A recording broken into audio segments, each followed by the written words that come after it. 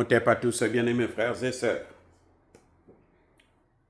Trump a demandé aux Européens de prendre des sanctions contre la Chine. Parce que lui-même, il n'arrive pas à prendre des sanctions. Puisqu'il a vu, il a constaté, il a compris que s'il s'attaque sur le plan commercial à la Chine, même sur le plan militaire d'ailleurs, alors c'est une guerre qui est déjà perdue d'avance. Et que la Chine a une avance dans le domaine commercial et même dans le domaine technologique et militaire par rapport aux États-Unis. Donc, que fait Trump? Trump demande aux Européens, il faut prendre des sanctions contre la Chine. Trump dit clairement, arrêtez d'acheter le pétrole et le gaz russe. Il dit, arrêtez d'acheter le pétrole et le gaz russe. Si vous voulez que moi je vous aide en Ukraine, il ment parce qu'il est en train d'aider en Ukraine. C'est lui qui donne des informations.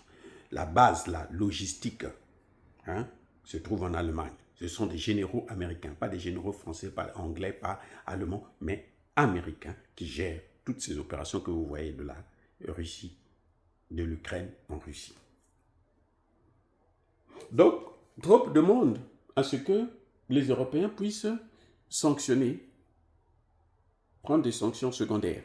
Demande, arrêtez. Déjà, vous arrêtez vous-même, Européens, d'acheter le pétrole et le gaz russe. Mais ils vont arrêter. Ici, ils achètent, arrêtent là. Déjà, actuellement, les Européens continuent à acheter le pétrole et le gaz russe. 2024, ils ont acheté pour plus d'1 milliard de dollars le pétrole et le gaz russe. Plus d'1 milliard. Vous voyez? Et donc Trump dit, mais si vous faites ça, vous êtes en train d'alimenter la guerre vous-même. Il dit, arrêtez d'acheter ça. Venez acheter chez moi mon gaz qui coûte cher et qui est polluant, qui est 6 fois, 7 fois plus cher que le gaz et le pétrole russe. Venez acheter ça chez moi. Les Européens sont dans l'embarras. Ils ne savent pas quoi faire. Trump dit, si vous continuez à acheter là, Poutine va continuer à faire la guerre. Donc, arrêtez d'acheter. Puisque vous achetez ça par des intermédiaires, notamment l'Inde, la Chine et bien d'autres pays, arrêtez d'acheter et prenez des sanctions contre la Chine. Quand l'Inde, il a pris des sanctions, l'Inde a dit, ok, très bien, moi, je m'en vais pour de bon.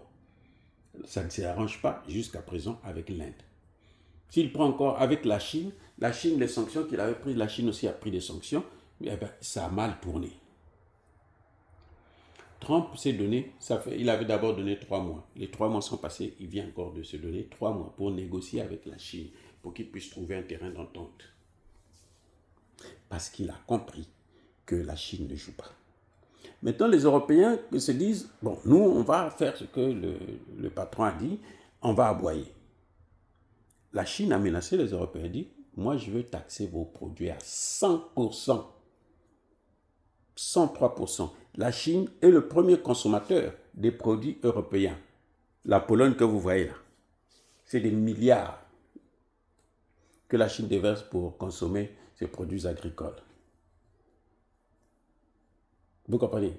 L'Allemagne, la France, la Grande-Bretagne, les vins là et tout machin, le luxe là, ce sont les Chinois qui consomment ça le plus.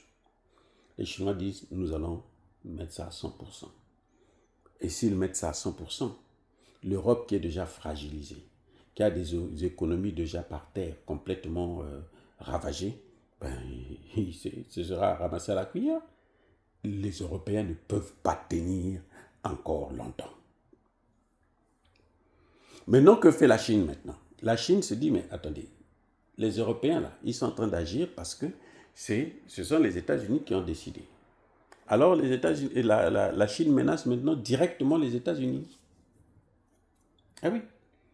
La Chine menace directement les États-Unis. Elle dit, vous n'avez pas le droit de nous donner des leçons. Et nous n'allons pas suivre vos injonctions. Tout ce que vous faites là, nous, on ne va pas respecter une seule de ces choses-là. Voilà là où on en est maintenant entre la Chine et les États-Unis. La Chine dit ça, c'est une ingérence. au nom de quoi vous allez venir nous demander de ne pas acheter les produits russes? Les sanctions, c'est vous qui prenez les sanctions. Vous-même, vous continuez à consommer l'uranium russe. Les Américains, jusqu'à aujourd'hui, nous consommons l'uranium russe. États-Unis, nous consommons l'uranium russe. Vous consommez leurs produits. Et vous nous dites à moi que toi, tu ne dois pas consommer ces produits. Mais attendez, vous prenez pour qui? Vous voyez? Donc, la Chine met en garde les Européens que bon, moi, je veux augmenter les taxes pour vous. Et je veux voir là où vous allez partir. Et elle dit aux Américains ouvertement que moi, je n'ai pas besoin de leçons. Je n'ai aucune leçon à recevoir de vous parce que vous n'êtes pas mieux placé que moi pour donner des leçons. Et les relations que moi j'ai avec la Russie sont des relations ouvertes, claires, qui sont légales. Ce n'est pas interdit. Les sanctions contre la Russie, ce n'est pas des sanctions de la communauté internationale. Ce sont des sanctions de l'OTAN. Ce n'est pas des sanctions de la communauté internationale. Si c'était des sanctions de la communauté internationale, à ce moment, moi, c'est tout à fait normal que je puisse les respecter. Mais là, ce sont des sanctions de l'OTAN. Ce sont les pays de l'OTAN qui doivent respecter ça. Alors ne venez pas me donner des leçons. Et là, Donald Trump est coincé. D'abord, il n'arrive pas à prendre des sanctions, augmenter les taxes pour la Chine, parce que la Chine est en train de partir. La Chine est en train de gagner sur tous les plans. Je vous ai dit, sur Google, en Chine, on n'utilise plus Google. On utilise Harmony OS. On n'utilise plus Google, c'est fini Google, ça n'existe plus. Harmony ES, là, c'est 1 milliard d'utilisateurs dans le monde maintenant, actuellement. Donc, les téléphones que nous avons, moi j'ai le Galaxy S25, le dernier cri. J'utilise Google. Eux, ils ont aussi des trucs pareils. Mais ils n'utilisent pas Google, ils utilisent mieux que ça. Et maintenant, les compagnies européennes, personne ne peut fuir, y compris Taïwan, qui se dit non, nous, il vaut mieux avoir de bonnes relations avec la Chine parce que ça, là, ce qui est en train de venir, là, c'est pas, on ne peut pas rater ce marché. Les amis, c'est compliqué. Ça s'annonce très dur. Donc voilà, la Chine résiste, comme l'Inde a résisté, comme la Russie résiste, comme l'Iran résiste, et maintenant personne n'a plus peur des États-Unis parce que les États-Unis ont abusé de leur pouvoir. C'est ça les conséquences. Soyez bénis.